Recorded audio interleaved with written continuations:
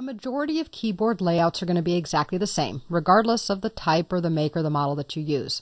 But I did want to just go over quickly what the keyboard parts are.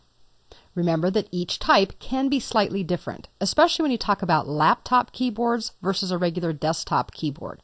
Laptop keyboards can often have keys in different places, so you might need to become more familiar with your laptop than you do with a regular desktop keyboard. All of them are going to have alphanumeric and symbol keys. This is called the QWERTY layout, by the way, and if you wonder where that name came from, just look at your keyboard. If you look at the first line of letters, they're QWERTY, so the QWERTY layout is the easy way. That's opposed to an alphanumeric layout that you might see, say, at an airline kiosk. If you've ever tried to check in using an airline kiosk, those are alphanumeric, meaning they just go A, B, C, D, not necessarily the same way a keyboard would be laid out. If this layout seems odd to you, just know that when they first created typewriters, somebody really thought about this, and they put key combinations so that they are easier to work with than it would be if you simply lined up the letters and numbers in alphanumeric order. You're also going to see any set of standard keys. These can include the Shift key, Caps Lock, Tab, Escape, Control, Alt, a Windows key, arrow keys, Page Up, Page Down, Home, End, Backspace, and even more. Now these may seem very foreign to you right now, but these are actually keys that you will use very often. For example, when typing, you're going to use the Shift key to make an uppercase letter, or if you want to type in all uppercase, you might use the Caps Lock, so you don't have to hold the Shift key. Likewise, the Tab key can be used, but it does different things. The Tab key can either move you across a page if you're doing word processing, or it can move you from field to field when you're filling out something like an online form. We won't talk about all of these now, but as we work through this course, we'll talk about many of these keys and how they can be used as shortcuts for menu commands. These are the function keys that I mentioned in the last lesson, F1 through F12. Now these function keys actually have special uses, and the use depends on what application you happen to be working in. The one I can tell you right now is that F1 almost always brings up a help window. All the rest of them, though, F2 through F12, will do very different things depending on which operating system or which application you happen to be working in. As I mentioned, you also might have a 10 keypad for quick numeric entry, which is great when you're trying to enter a lot of numbers. Accountants especially love this. And you might also have those special media or computer keys. With this in mind, let's actually take a look at an actual keyboard so we can see where all of these different parts reside. Now remember, this actually is just a sample keyboard, and your keyboard may be a little bit different. I've also brought up a picture of a keyboard that is used sometimes for people with visual impairments. So what you will notice is that the print on these keys is much larger than it might be on a regular keyboard. That's just so we can see things better for this particular demonstration. The function of the keys, though, and the location for most of them will be very similar in all keyboards. Naturally, we're going to begin with those alphanumeric and symbols that we've talked about. If you're familiar with a typewriter, this is going to be the same. But you know what? It's interesting that in the generations of these days, many people, especially younger people, have actually never touched an actual typewriter. The only thing they know is the keyboarding. In fact, we don't even find typing classes anymore. They're all keyboarding classes. So for those of you who are a little bit older like I am, we can understand and kind of smile about the fact that typing and typewriters are actually a fairly old technology. Instead, we'll call it keyboarding. But the alphanumerics that we see highlighted here are going to be the same. This is the QWERTY layout that we were talking about before. When we're typing, we often need to work with making capital letters, or using symbols instead of numbers, typing in all capital letters, or erasing letters by backspacing. So I've highlighted here the Shift keys, which can be found on both the left and right sides of the lower part of the keyboard. We also have the Caps Lock.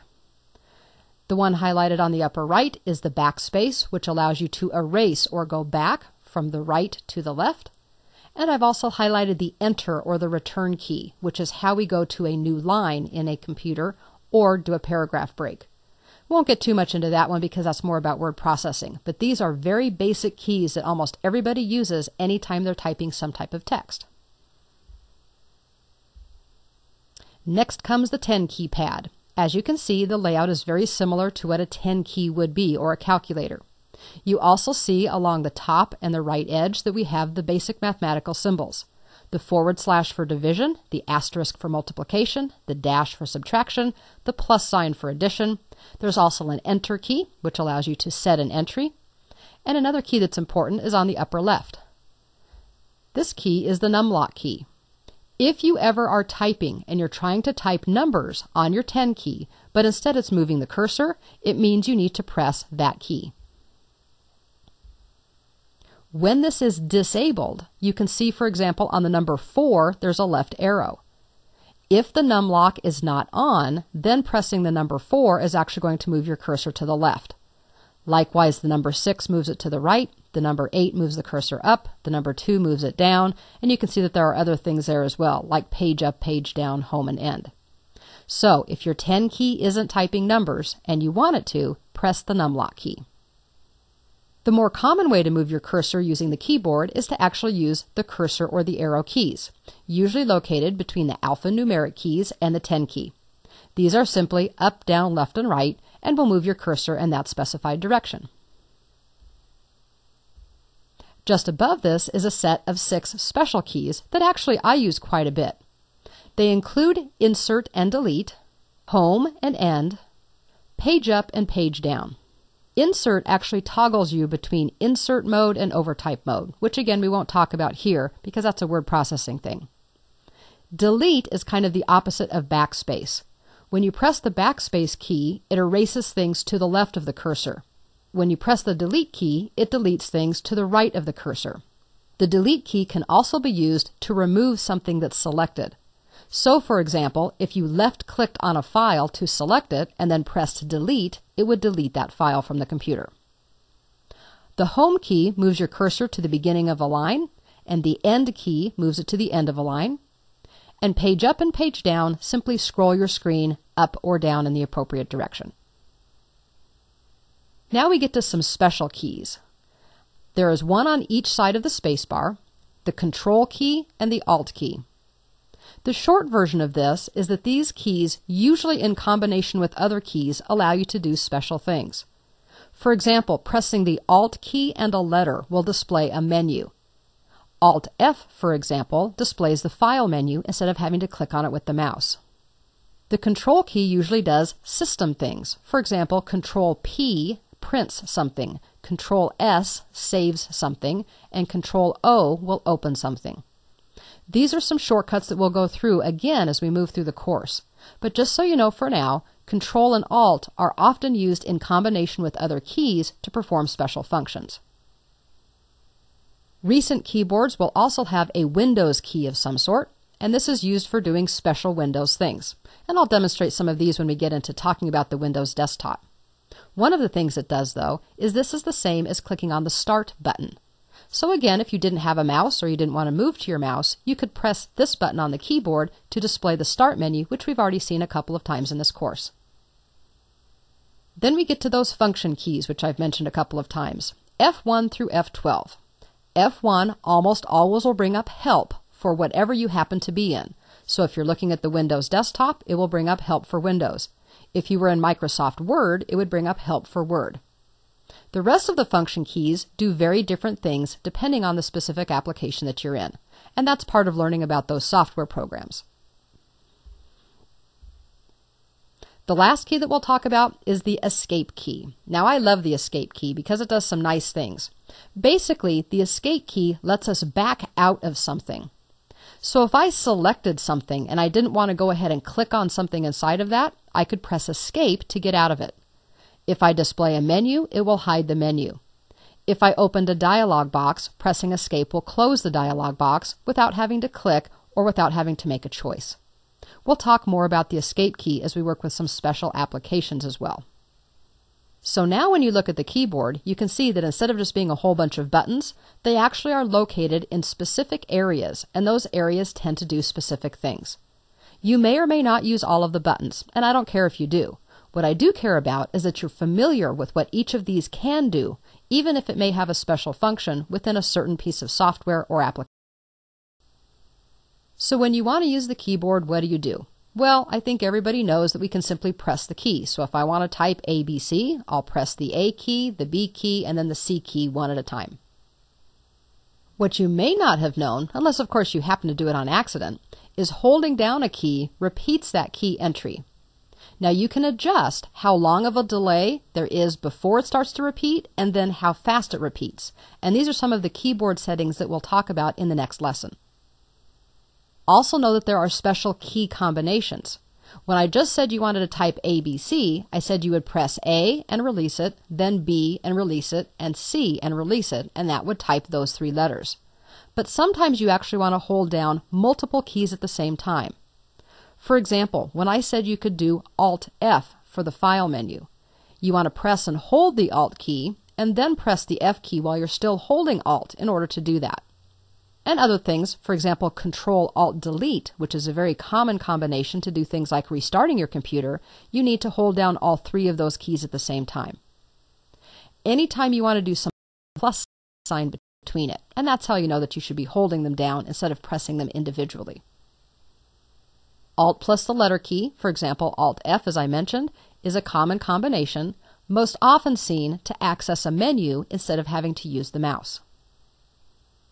The Control key plus a letter key, such as Control-P, Control-S, or Control-O, is going to do some type of system command, like printing, saving, or opening a file. And then kind of the granddaddy of all key combinations to know, Control-Alt-Delete, when shown this way, means that you're going to hold down all 3 of those keys at the same time in order to execute whatever needs to happen. In this case, it will give you the option to restart your computer.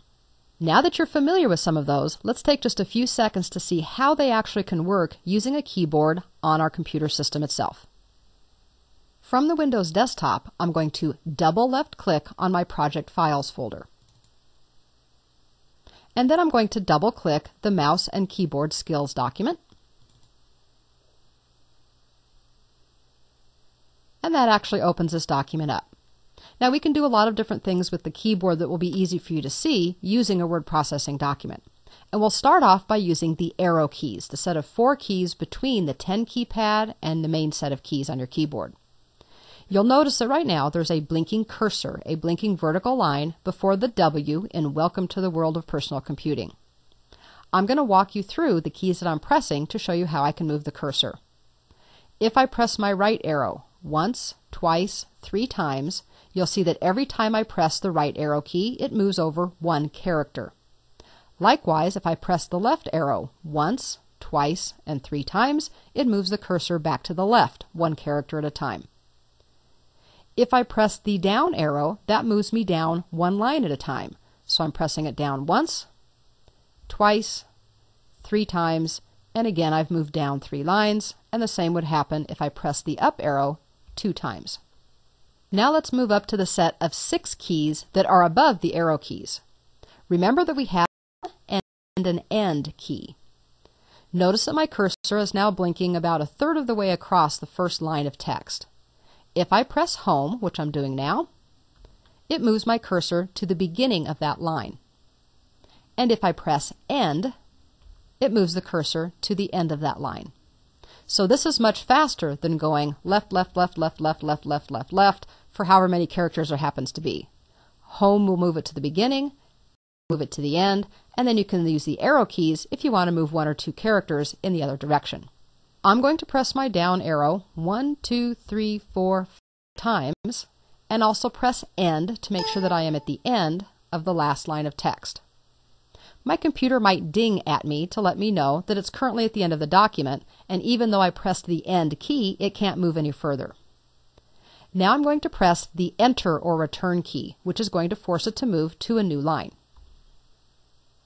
And if I press Enter 1 more time, it will force yet another line. Now I'm going to move to the left side of my keyboard and find the Tab key. The Tab key can do a variety of things, but in word processing, it moves your cursor across the page. So I'm going to press Tab once, twice, 3 times. What you'll notice is that it's basically moving 1/2 of an inch at a time.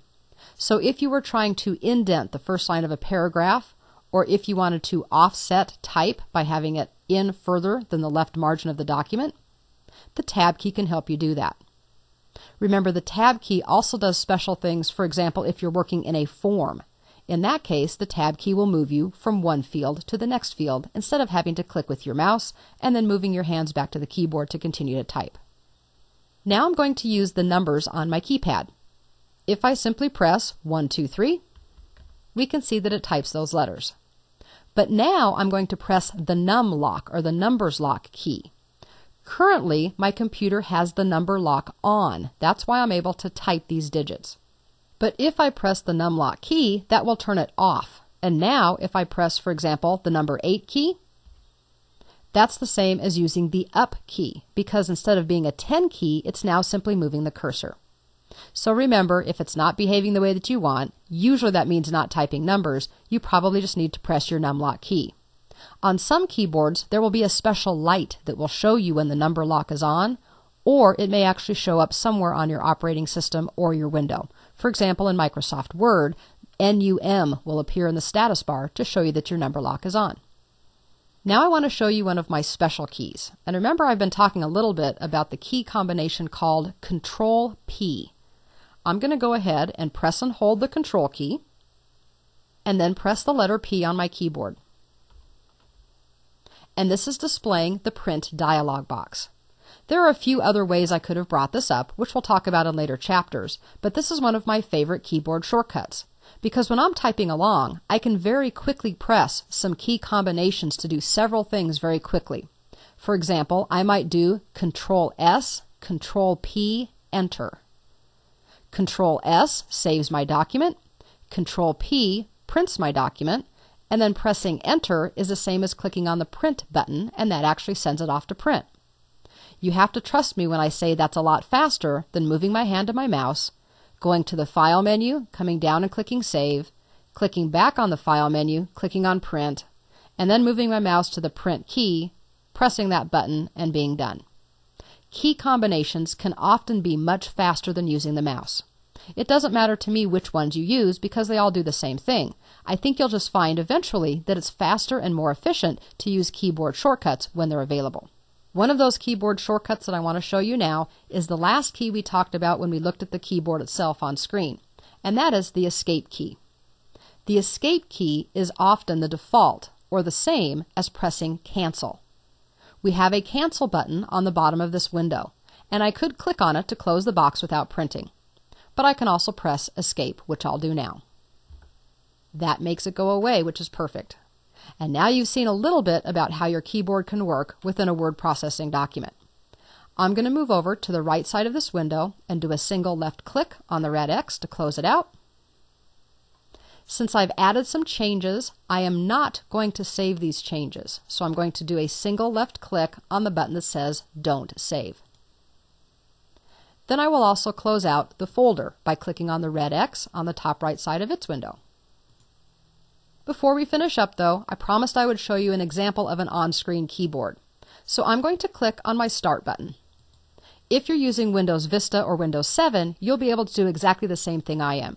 If you're using Windows XP, this option isn't available, at least not quite as easily. So let me just demonstrate it to you here. I'm going to type on-screen keyboard.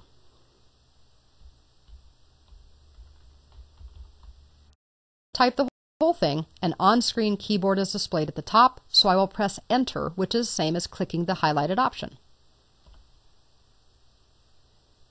This is an example of an on-screen keyboard that comes with Windows Vista. Technically, this is part of the accessibility, so for people who may not be able to use a regular keyboard, they may be able to use the on-screen keyboard instead. I could use my mouse to click on these keys, or I could simply press the equivalent key on my keyboard. The point is that this is what you might see on a lot of mobile devices or things that have touch screens. These are the type of variations that you'll see a lot of. Now, if this isn't the issue, the ability to type on a keyboard, then maybe your issue could be just typing itself. Well, that's not exactly what this class is about, but let me make a quick recommendation. If you need some typing help, there are some free typing tutorials you can find on the internet by simply searching for free typing tutorial. There's also some software that's been around for forever, and while I usually don't make specific recommendations, this one I will. It's called Mavis Beacon Teaches Typing, and it's the equivalent of the old keyboarding classes or typing classes that some of you may have taken in the past. It takes you through some drills and just lets you practice and get more efficient at typing. In my opinion, though, the best thing that you can do is to simply start using your computer. You have to trust me that when you just start using it, very quickly you will get much faster and much more proficient at your typing skills. But regardless, now you're familiar with what keyboards do, what some of the different regions or areas of keys are, and even seen some examples of how you can use them on your computer. The Windows operating system actually has some settings that can adjust how the keyboard behaves, just like we had settings for the mouse. Fortunately, the keyboard only has a couple of settings, unlike the mouse, which can be very time-consuming. Let's go ahead and take a look at these, though, by moving down to the bottom left of the screen and clicking on our Start button. If you're on Windows XP, you would then need to click Control Panel and then double-click your keyboard settings. On Windows Vista and Windows 7, we can simply type Keyboard.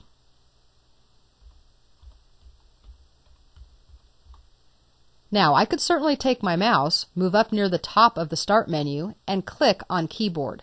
But because we're talking about the keyboard, I'm going to use my arrow keys instead. On-screen keyboard is currently highlighted, but if I press my down arrow twice, once, twice, then it highlights the keyboard command I actually want. Then I can press Enter on the keyboard to launch this. Now I'll move up and we'll take a look at the couple of options that we have here.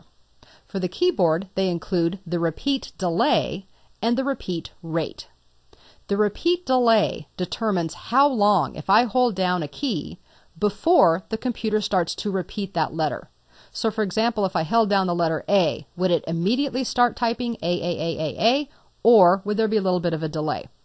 The second thing is how fast does it repeat? So let's do this. Let's first of all click and drag and move the delay to a long period of time, and likewise move the repeat rate to slow. Now I'm going to click down at the bottom where it says click here and hold down a key, and we'll actually see how this works.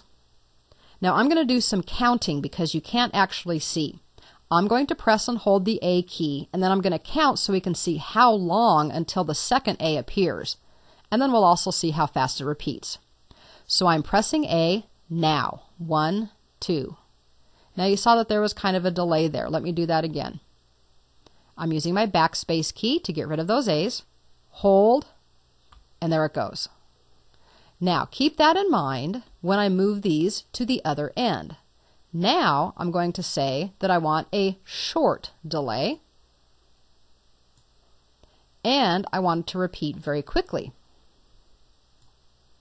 Now I'll move back down and I'll click, move my cursor out of the way so you can see it, and now press and hold now, and you can see almost immediately, and it's a lot faster. Now for this particular computer, I'm not seeing as much of a difference as I do on some other computers. So actually, your operating system, your processor, and a lot of other different things like hardware can make a difference on how this appears. The point is that if you're ever typing and you tend to be the kind of person that presses your keys slowly and maybe tends to hold them down a little bit longer than a faster typist, if you end up getting multiple letters when you didn't want them, you can come in here and you can say, I want to make the repeat delay longer, and I want to make the repeat rate slower. That way it will work the way that you want it to. The one last thing that we have in here that's not completely related to the keyboard, but it's at the very bottom of this dialog box, is something called the cursor blink rate. For most people, the default is going to be comfortable, and we can see it over here. If you want to make it go faster, you can drag the slider, and you can actually bring it all the way down where it actually is none. Now I don't ever recommend that, because if you look at this, we have a hard time seeing that that's a cursor. It looks more like it could be a letter L. So we always want to have it somewhere. The point is that you want to have it fast enough that it's easy for you to see, but not so fast. And honestly, one of the reasons they added this is because they have found the blink rate for people who may have seizure tendencies can actually cause them to have small seizures, sometimes larger ones. That's not something we want. So for most of us, it's just going to be an optical thing. How do we want to see it? But for other people, there may be some medical reasons why you want to slow down your cursor rate. That's all we wanted to look at. So I'm going to go ahead and click Cancel because I don't want to save any of these settings. And now I know how to set up my keyboard to behave just the way I want it to accommodate the type of typing style that I